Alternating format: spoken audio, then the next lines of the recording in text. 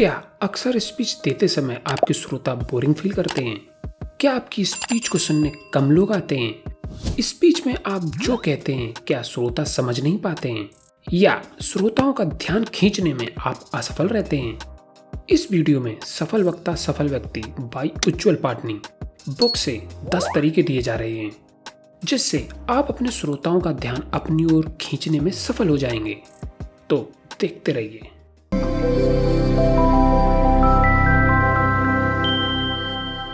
Number 1, भाषण और हास्य। श्रोताओं को हंसाना किसी के लिए सरल तो किसी के लिए कठिन कार्य है। यदि आप चाहते हैं लोग आपकी बात सुनें, जागृत रहें, मुस्कुराते रहें, ऊर्जावान रहें, आपसे जुड़े रहें, तो आपको हास्य का सहारा लेना होगा। आप कितने भी अच्छे वक्ता क्यों ना हो, यदि आपकी बातों में हास्य ना हो तो थोड़ी देर बाद सुनने वाले बोर हो जाते हैं। हास्य से श्रोता वक्ता से जुड़ते हैं। अपनी बातों को स्मरण करने योग्य बनाने और श्रोताओं को गुदगुदाने के लिए आप इन टेक्निक्स का यूज भी कर सकते हैं। 1. अलग अलग आवाज़ों का उपयोग। यदि आप एक प्रेजेंटेशन देने जा रहे हो तो आप अलग अलग रिकॉर्डेड आवाज़ों या म्यूजिकल इंस्ट्रूमेंट का यूज करें। आप जो बोलते हैं उसी के हिसाब से आवाज़ें होनी चाहिए। फॉर एग्जाम्पल, यदि आप कहते हैं वह ट्रेन में जा रहा था, अचानक ऊपर से विमान निकला और साथ ही तेज बारिश शुरू हो गई। अचानक दूर एक शेर के दहाड़ने की आवाज आई और एक गोली चली और फिल्म का इंटरवल हो गया। इस वाक्य में जब आप ट्रेन कहते हैं तो वहाँ ट्रेन की आवाज़ यूज करें। जब आप विमान कहते हैं वहाँ विमान की आवाज़ यूज करें। जहाँ आप तेज बारिश कहते हैं वहाँ बारिश की आवाज़ यूज करें। जहाँ आप शेर कहते हैं वहाँ शेर की आवाज़ यूज करें। और जहाँ गोली की बात करते हैं वहाँ बंदूक की आवाज़ होनी चाहिए। इस तरह श्रोता बात को ध्यान से सुनते हैं। 2. प्राप्त। कोई भी ऐसी वस्तु जिसका हम किसी स्पेसिफिक पर्पस के लिए भाषण में उपयोग करते हैं उसे प्राप्त कहते हैं। यह अच्छे वक्ताओं को और बेहतर बनाता है। फॉर एग्जाम्पल, एक दिन उज्ज्वल पाटनी एक जीव संरक्षण और शाकाहार के प्रोग्राम में वक्ता के रूप में गए। वहाँ सभी ने तैयारी करके अलग अलग जानवरों के मुखौटे और वेश बनाए। व्यक्तियों की जगह माइक पर खुद गाय ने खुद को बचाने की बात की। बकरी ने कहा मेरी बलि मत चढ़ाओ, और एक अंडे में से झांककर चूजा बोला मुझे भी दुनिया देखनी है। सारे जानवर समुदाय में दुख का माहौल बन गया।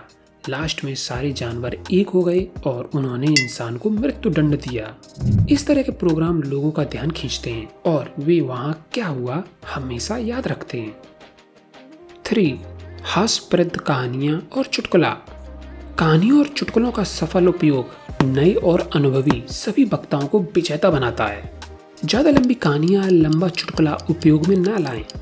चुटकुले का रहस्य खोलने के पहले कुछ पल रुककर विशेष दबाव के साथ पंच लाइन बोलिए।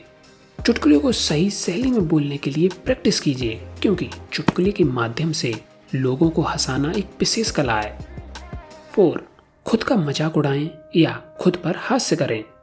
श्रोता अक्सर आपको अपने से श्रेष्ठ मानकर आपसे दूरी रखते हैं।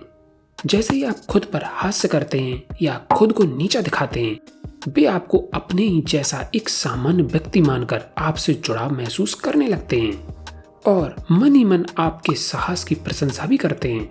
फॉर एग्जाम्पल, एक बार उज्ज्वल पाटनी ने किसी प्रोग्राम में गंभीर होकर कहा कि आप लोग जानना चाहते हैं कि मैं प्रभावी भाषण कला का कोच क्यों बना? असल में मेरा दांतों का अस्पताल चलना बंद हो चुका था। उसके बाद जहाँ भी नौकरी की अगले ही दिन निकाल दिया जाता था। सारे लोग मुझसे कहते थे तुम और कोई काम नहीं कर सकते, तुम सिर्फ बातों के जमा खर्च हो, तुम्हें बातों के सिवा कुछ नहीं आता। मैं इतने लोगों की विनम्र आग्रह को टाल नहीं पाया और बातों का काम चुन लिया। इस बात से उज्ज्वल पाटनी को जानने वाले और नहीं जानने वाले सभी लोग अपने ठहाके रोक नहीं पाए। अब आप जान चुके हैं कि कैसे भाषण में हास्य करें, लेकिन हास्य करने से पहले इन बातों का ध्यान रखें। जातिगत या व्यक्तिगत मजाक न करें। धार्मिक व्यंग्यों से बचें। किसी कंपनी या उत्पाद विशेष का मजाक सोच समझकर उड़ाएं। संवैधानिक हास्य न करें। शारीरिक क्षमताओं पर व्यंग न करें। बिना किसी को चोट पहुंचाए हास्य पैदा करें। नंबर 2, वक्ता और विराम। यदि आपने विराम कला सीख ली तो समझो आपने आधी जंग जीत ली। यहाँ भाषण को विराम देकर मंच छोड़ने की बात नहीं हो रही है, बल्कि भाषण के बीच के अर्ध विराम यानी कॉमा और पूर्ण विराम यानी फुल स्टॉप की बात हो रही है। यदि हमें भाषण को सुनने योग्य और प्रभावी रूप देना है तो इन विरामों का सही उपयोग आवश्यक है। कई वक्ता तेजी से बिना रुके अपनी बात पूरी कर देते हैं। सुनने वालों को समझ ही नहीं आता कि कब एक लाइन खत्म हुई और दूसरी शुरू हुई। खूबसूरत शायरी और कविता भी बिना विराम बेजान हो जाती हैं। यह विराम एक रहस्यमय उत्सुकता जगाते हैं कि आगे आप क्या कहने जा रहे हैं। ये विराम श्रोताओं को आपकी बात सुनने को बाध्य करते हैं। विराम को श्रोताओं के बीच विशेष हथियार माना जाता है। नंबर 3, अपने शब्द ज्ञान से दिलों को छू लीजिए। हर किसी की अपनी एक शैली होती है। कोई सीधे शब्दों में साफ भाषण देता है तो कोई अपने शब्दों से आंखों के सामने दृश्य खींच देता है।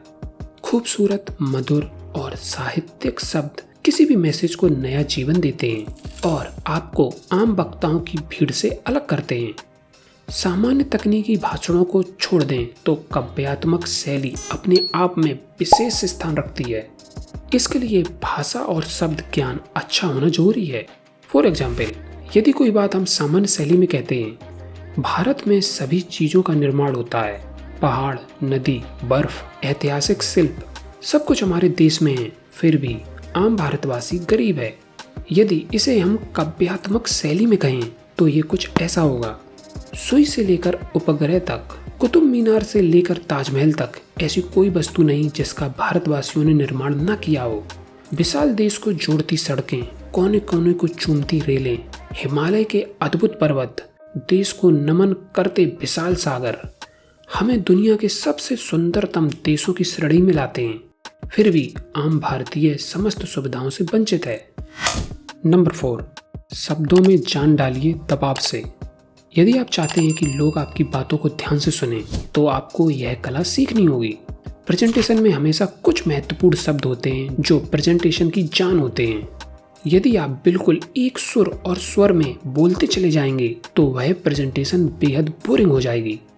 श्रोताओं का ध्यान खींचने के 2 तरीके हैं। 1, दबाव बढ़ाना, यानी सामान्य बात कहते हुए अचानक ही किसी शब्द को अतिरिक्त दबाव के साथ बोलना। 2, दबाव हटाना, यानी सामान्य बात कहते हुए अचानक ही दबाव एकदम कम कर देना, यानी धीरे से कहना। दोनों ही परिस्थितियों में श्रोता गंभीरता से आपकी बात सुनते हैं। आप किसी भी क्षेत्र के बेहतरीन वक्ताओं को देखिए, वह यही तकनीक इस्तेमाल करते हैं। नंबर 5, क्या आप में कोई विशेष गुण या खूबी है? हर व्यक्ति में कुछ खास बात होती है। कोई अच्छा गाता है, कोई अच्छा डांस करता है, कोई म्यूजिक इंस्ट्रूमेंट अच्छा बजाता है, तो कोई ऐसी मिमिक्री करता है कि सुनने वाले हंसकर लोटपोट हो जाएं। अपनी क्षमताओं को पहचानें और अपनी एक विशेष पहचान बनाने के लिए उनका उपयोग करें। यदि आप एक अच्छी शायरी या कविता लिख सकते हैं तो अपनी स्पीच में उसे ओरिजिनल बताते हुए उपयोग कीजिए। यदि आप अच्छे चित्रकार हैं तो अपने भाषण से जुड़ा एक चित्र फ्लिप चार्ट के रूप में स्टेज पर लगा दीजिए या श्रोताओं को दिखाइए। यदि आप अच्छा गाते हैं तो अपने भाषण में 2 लाइन गाने की आपको पूरी आज़ादी है। यदि आप एक्टिंग करते हैं और कोई विशेष मंच आपको मिल जाए तो आप अपने भाषण में अभिनय के माध्यम से किसी एक पात्र को जिंदा कर दीजिए। आप हर वक्ता से उनके स्टाइल की अच्छी चीज़ें सीखें, लेकिन किसी की नकल मत कीजिए। अपनी बातों में ओरिजिनलिटी जरूर रखिए। इस ओरिजिनलिटी को प्रभावी और धारदार बनाने में आपकी सामान्य खूबी अहम रोल अदा करेगी। नंबर 6, आवाज़ के जादू से जीतें दिलों को। हेनरिक हेनी ने कहा है, मैंने ऐसा गधा कभी नहीं देखा है जो मानव की भांति बातें करता हो, परंतु ऐसे अनेक मनुष्यों से मेरी भेंट हुई है जो गधों की तरह बातें करते हैं। आवाज़ में उतार चढ़ाव लाकर आप सामान्य बोलने वालों से विशेष वक्ताओं की श्रेणी में आ सकते हैं। जिन लाइनों को आप श्रोताओं तक पहुंचाना चाहते हैं वहां अतिरिक्त दबाव और आवाज़ का परिवर्तन आपकी मदद करते हैं। यदि आवाज़ चुभने वाली है, कड़क है, तो आवाज़ में एक स्वीटनेस और जेंटलनेस लाइए। यदि किसी से अपनापन दिखाना हो तो आवाज़ में अपनेपन का एहसास होना चाहिए। धीरे धीरे प्रैक्टिस से आवाज़ में विभिन्न गुण पैदा हो जाते हैं। आवाज़ में मिठास लाने के लिए अतिरिक्त प्रयास कीजिए। एक खास स्केल पर आवाज में हमेशा सुरीलापन होता है, उस स्केल पर बोलिए। नंबर 7, क्या आप लंबे लंबे पत्रे लेकर मंच पर जाते हैं? चाहे हमने अपने भाषण की कितनी ही तैयारी की हो, भूल जाने का डर मन में हमेशा बना रहता है। इसलिए लंबे पत्रे लेकर नए वक्ता मंच पर नजर आते हैं। इसके कई नुकसान हैं। 1, पन्ने पलटने की आवाज़ माइक के माध्यम से दर्शकों तक पहुंचती है और वे समझते हैं आप लिखा लिखाया पढ़ रहे हैं। 2, आपका पूरा ध्यान पढ़ने पर चला जाता है और भाषण प्रभावी नहीं हो पाता। 3, आपका श्रोताओं से कोई आई कांटेक्ट नहीं होता। 4, आपकी बॉडी लैंग्वेज भी जीरो हो जाती है। तो इनसे बचने के लिए इन टेक्निक्स का यूज करें। 1, हथेली कार्ड यानी पाम कार्ड। मोटे कागज या कार्ड शीट के छोटे साइज के कार्ड बनाइए जो हथेली के बीच में फिट हो सकें। जितने भी कार्ड आपको एक भाषण के लिए बनाने हों, उन पर क्रम से नंबरिंग कर दीजिए। मोटे अक्षरों से साफ साफ लिखिए ताकि आपको 1-2 फीट की दूरी से भी नजर आ सके। अपने भाषण को कुछ मुख्य बिंदुओं में समेट लीजिए। 2, भाषण के छोटे हिस्से कीजिए यानी मेमोरी बिट्स। पूरा भाषण याद करने की बजाय भाषण की पूरी संरचना और तथ्यों से परिचित हो जाइए।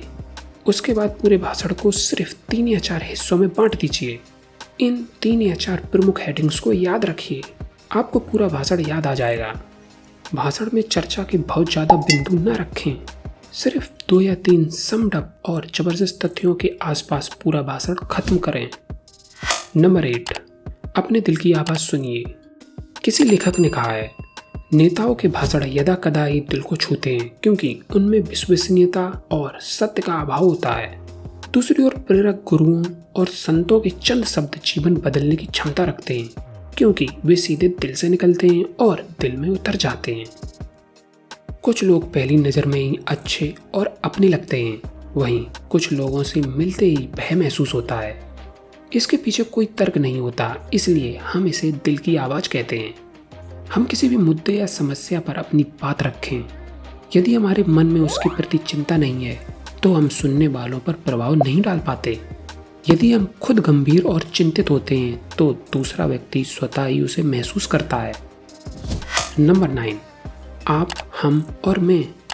किसी लेखक ने कहा है, लोक व्यवहार का सबसे महत्वपूर्ण सिद्धांत है कि भाषण और बातचीत से लोकप्रिय होना हो तो सबसे ज़्यादा आप शब्द का, उसके बाद हम शब्द का और सबसे कम मैं शब्द का उपयोग करना चाहिए।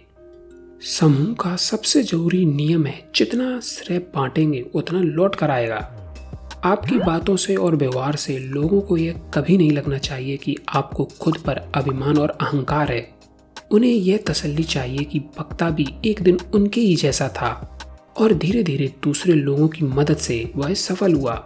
सफलता का यही मूल मंत्र है। किसी भी भाषण में जब तक दूसरों की प्रशंसा और अपने समूह की सामूहिक प्रशंसा नहीं करते, तब तक स्वयं का गुणगान मत कीजिए।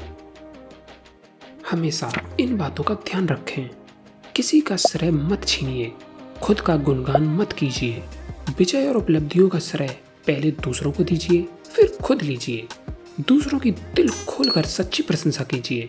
दूसरों की निंदा अकेले में और खूबियों की चर्चा सबके सामने कीजिए। एक सफल लीडर की तरह असफलता का जिम्मा अपने कंधों पर लीजिए।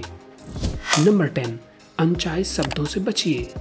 इन्हें वर्बल वायरस यानी मौखिक वायरस कहा जाता है। ज़्यादातर लोगों की रोजमर्रा की भाषा में धीरे धीरे कुछ अनवांटेड और अननेसेसरी शब्द आ जाते हैं जो सुनने में अच्छे नहीं लगते। कुछ लोग इन्हें स्टाइल के लिए प्रयोग में लाते हैं, परंतु धीरे धीरे वह स्टाइल उनकी आदत बन जाती है, जिससे छुटकारा पाना मुश्किल हो जाता है। अक्सर हिंदी के बीच में कुछ अंग्रेजी शब्द भी जगह बना लेते हैं। कुछ फेमस अनचाहे शब्द हैं, वाह, अरे, अबे, यार, okay, I like, you know, oh, sort of आदि। अच्छे शब्दों को अननेसेसरी रिपीट करना भी उन्हें अनचाहे की श्रेणी में ले आता है, जैसे फ्रेंड्स, दोस्तों, कम ऑन आदि। इन अनचाहे शब्दों से बचिए और अपने भाषण को बेहतर बनाइए। फाइनली इस वीडियो को लाइक करें। यदि इस तरह की वीडियोस को मिस नहीं करना चाहते हैं तो सब्सक्राइब करें और सफल वक्ता सफल व्यक्ति बुक की और वीडियोस देखने के लिए इस प्लेलिस्ट को देखें। Thanks for watching.